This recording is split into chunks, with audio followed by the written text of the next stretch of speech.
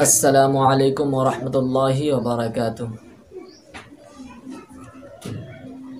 ए वतन ए वतन ए वतन ए वतन ए वतन ए वतन ए वतन ए वतन।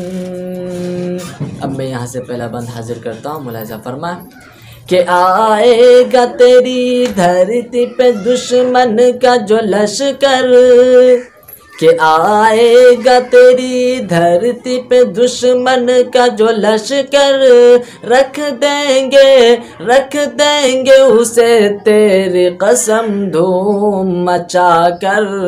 ए वतन ए वतन ए वतन ए वतन, कि आएगा तेरी धरती पे दुश्मन का जो लश्कर, आएगा तेरी धरती पे दुश्मन का जो लश्कर, रख देंगे उसे तेरी कसम धूम मचा कर।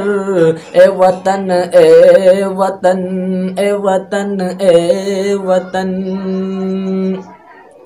कि गद्दार हमें इसलिए कहता है ज़माना, कि गद्दार हमें इसलिए कहता है ज़माना, क्या खोल के पढ़ता नहीं तारीख ज़माना। कि गद्दार हमें इसलिए कहता है ज़माना, क्या खोल के पढ़ता नहीं तारीख ज़माना। ए वतन ए वतन ए वतन।